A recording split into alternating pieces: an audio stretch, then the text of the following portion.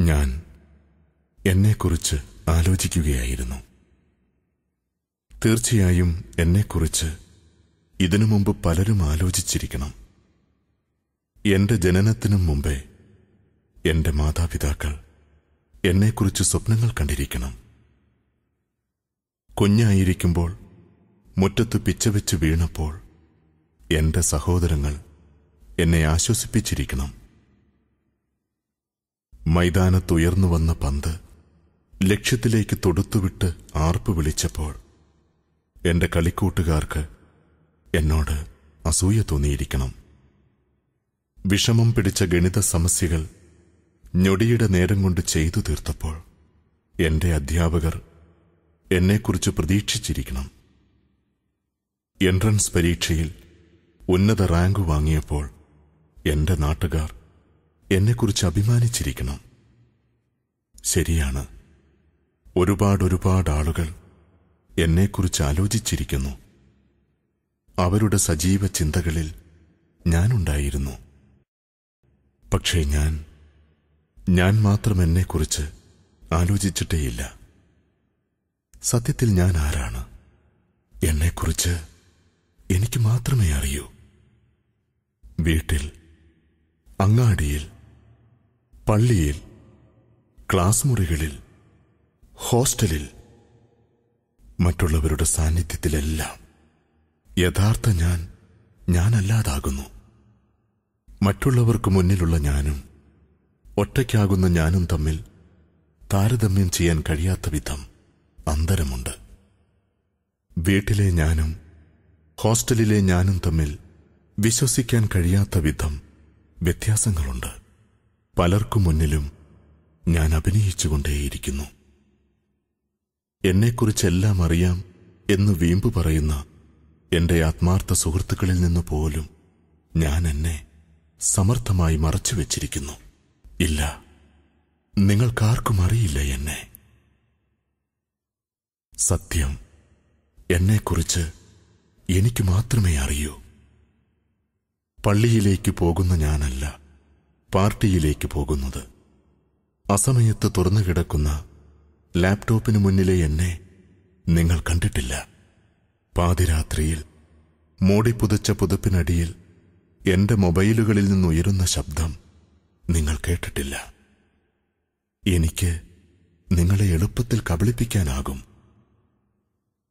ബ്ലോഗിലെ എന്റെ കഥകൾ വായിച്ച് സമൂഹത്തോടും ഇതര ജീവജാലങ്ങളോടും ഏറെ അനുകമ്പയുള്ളവനാണ് ഞാനെന്ന് നിങ്ങൾ കരുതി കാണണം.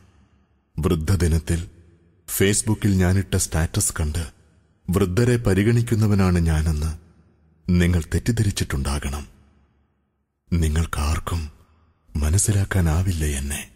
കേവലം ഒരു കുളിമുറി വാതിലിന്റെ അകത്തും പുറത്തുമുള്ള എന്റെ മനസ്സുപോലും നിങ്ങളുടെ ഊഹങ്ങൾക്കും അപ്പുറമാണ്. അതെ, ഇതിനുമൊക്കെ അപ്പുറം ഒരു ഞാനുണ്ട്.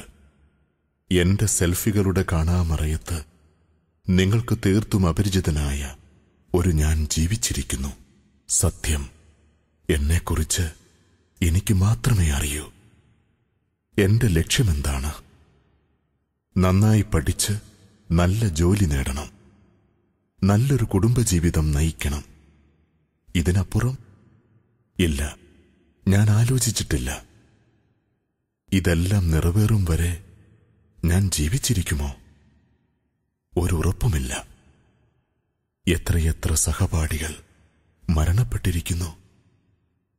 +2 പഠനത്തിനു ശേഷം അങ്ങകലെയുള്ള ഹോസ്റ്റലിൽ പഠിച്ച് 2 തവണ എൻട്രൻസ് പരീക്ഷ ആവർത്തിച്ചെഴുതി നല്ലൊരു പ്രൊഫഷണൽ കോഴ്സിന് അഡ്മിഷൻ ലഭിച്ച് ഉന്നത മാർക്കോടെ പഠനം പൂർത്തീകരിച്ച് കോൺവക്കേഷന്റെ തലേനാൾ കുഴഞ്ഞു വീണു മരിച്ച കോളേജിലെ സീനിയറിന്റെ കഥ എനിക്കറിയാം. സ്വന്തം കുഞ്ഞിന്റെ പുഞ്ചിരി കണ്ട് കൊതി തീരും മുമ്പ് ഈ ലോകത്തോട് വിട പറഞ്ഞ സുഹൃത്തുണ്ടെനിക്ക്.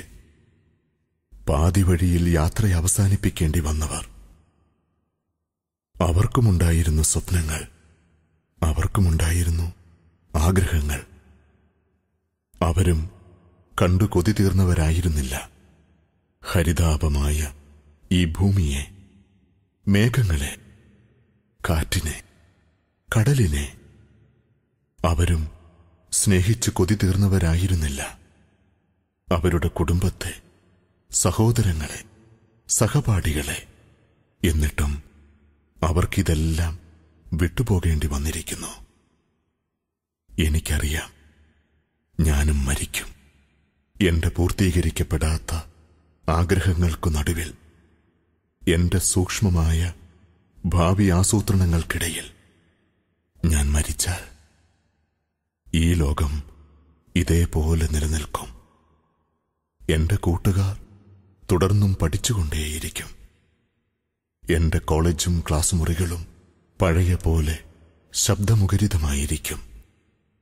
തമാശകളും തർക്കങ്ങളുമായി ഹോസ്റ്റൽ മുറികൾ രാത്രികളെ വരവേറ്റുകൊണ്ടേയിരിക്കും. നഷ്ടം എനിക്കു മാത്രമാണ്.